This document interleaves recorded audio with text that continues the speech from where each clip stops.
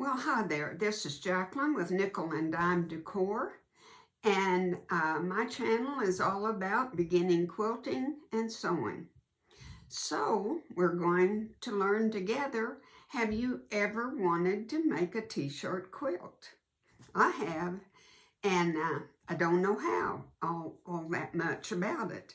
So I went I have a friend that her husband recently passed away, and she brought me all of his t-shirts in 2 bags, one for her and one for her daughter, and she wants 2 lap quilts. And this is going to be so special for her. I want to do it right, and I want to do it for her. And I went to my quilt shop, and she gave me some pointers and led me in the right direction. So I think I can do it. And I have a friend, Janet, coming over, and she's made them before, and she's going to give me some pointers. So I'll get it figured out, and then I can show you what I did, okay? All right. It's not hard, but yet we have to take certain steps, so it isn't hard. So that's what we're going to do, and I thank you for joining me. And if you're interested in my channel, there's a subscribe button and also a little bell down at the bottom, and you click on it, and you will get notifications each time that I have a new video. There's no other obligation to clicking that. And I only do 1 video a week, so you won't be bombarded. Okay, we got to get started. Well, the first thing I'm going to do, guys, is just cut out the front part of the t-shirt. And I'm not measuring or figuring out what I need or anything. I'm just cutting right now. Then after I get this cut out, I will put a stabilizer on. And well, first, I'm going to wash all of my fabrics, all of the t-shirts. And I have a stack already cut out. And some of them are small, some of them are big. You know, that's the thing. In a t-shirt quilt, you take what you have. And this is only going to be a lap size quilt. So I don't have to worry. And if I don't have enough logos or, sayings, I'm just going to put some of the solids that I have. And I haven't gone and bought my stabilizer, but I will tomorrow. But at my quilt shop I go to, this lady, she's helping me, because I've never made one, so she's helping me and just telling me what I need and what I don't. But after I get these cut out and washed, all of my fabrics, then I will put my stabilizer on and iron it on the back. And then when you get the stabilizer on, and I'm going to press them too after I wash them. After I put my stabilizer on the back, then I can cut an accurate amount of it. And you don't want to get too close to the writing. You want to give yourself, I don't know exactly how many inches, but like this, see, here's my logo, so I've only got about that far I can go to go straight across.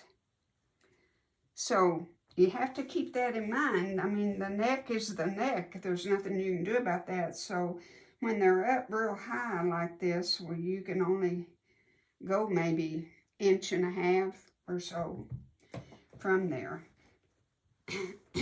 And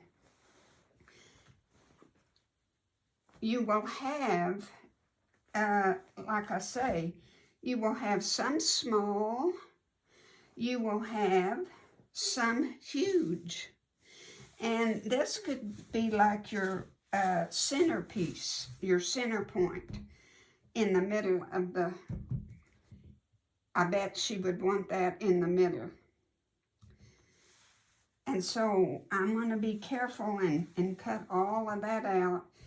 And then you'll just have to lay it out on the floor or wherever you, on your bed, and lay it out. You can have, as long as it's the same width, it doesn't matter how deep it is.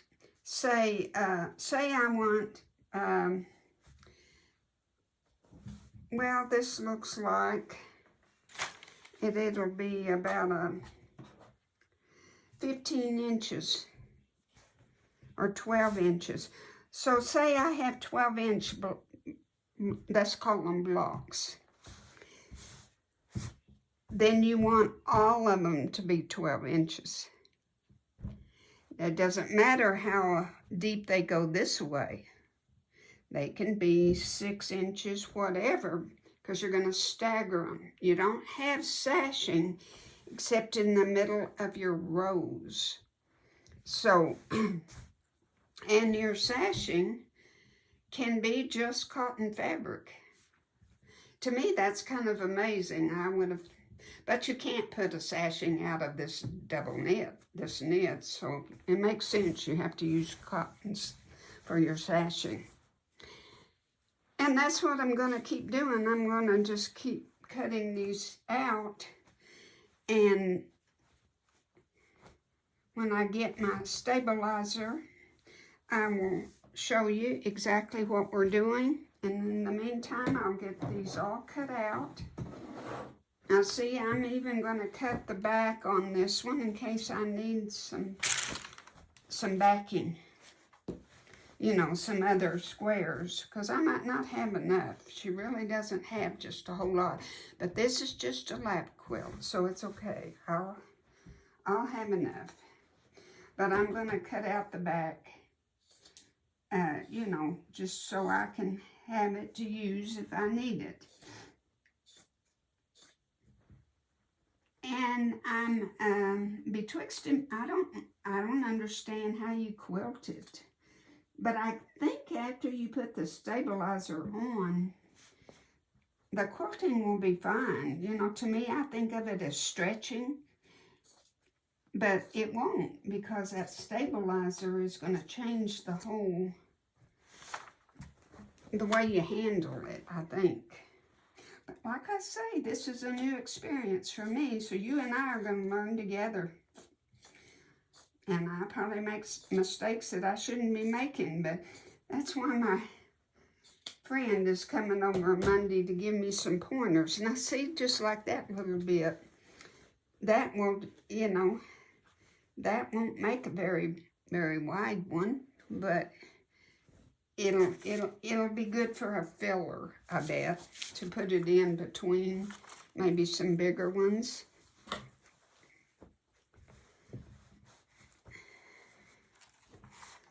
And I have to ask her, but I think it's okay to just chunk all these remnants.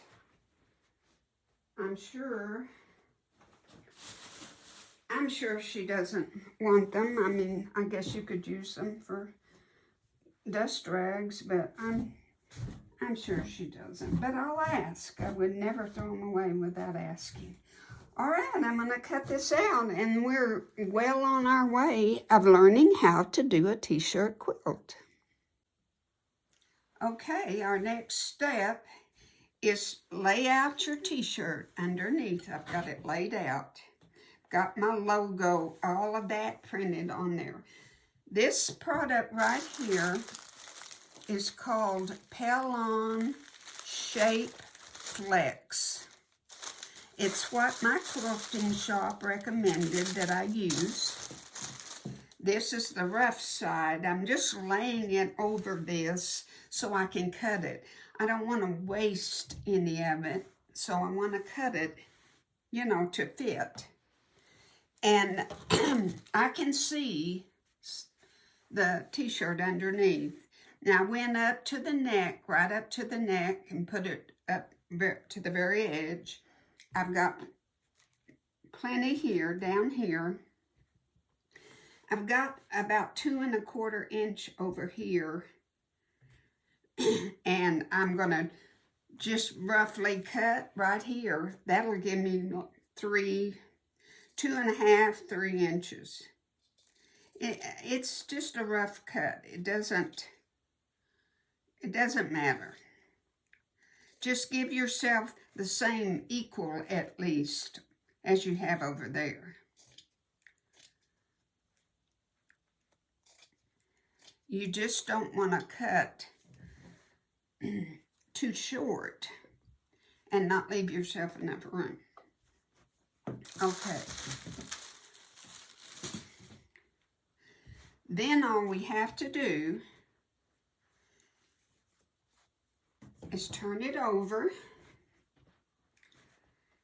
and put this to the back.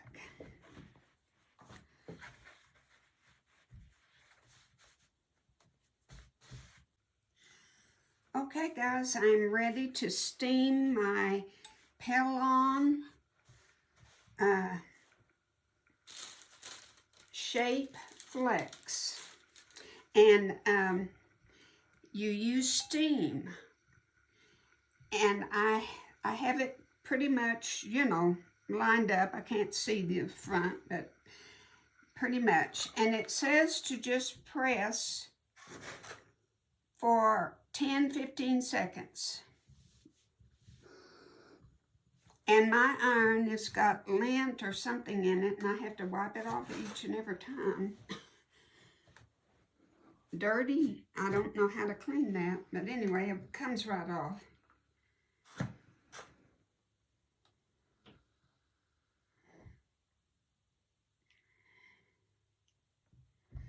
But it says lift and press.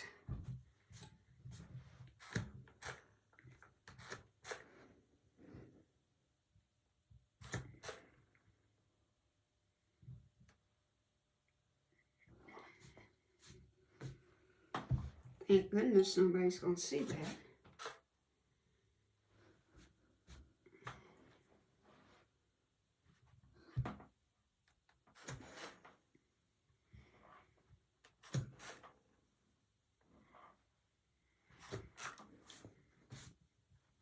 And now on your edges, I'm going to really go on the edges.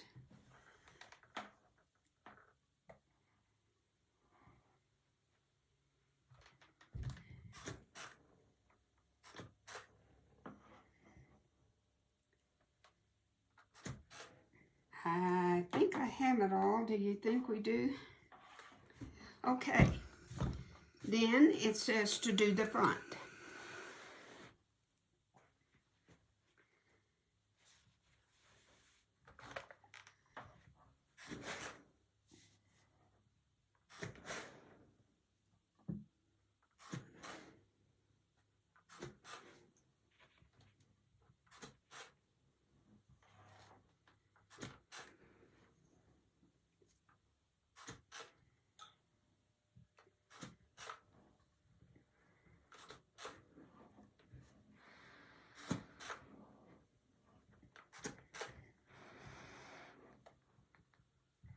And there we have it.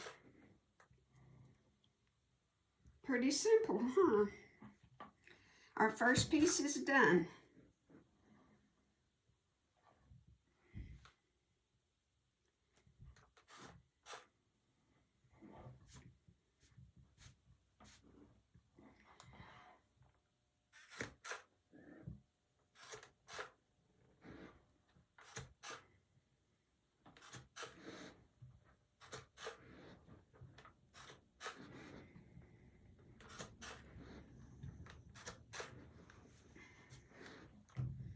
Okay, got a water spot on it. This, my iron is not good. I quit using this steam function because it didn't work all that good. But, oh, that looks wonderful, doesn't it? Now, that's our first piece. Now, I'm going to show you real briefly. Even your little bitty pieces like this, just cut your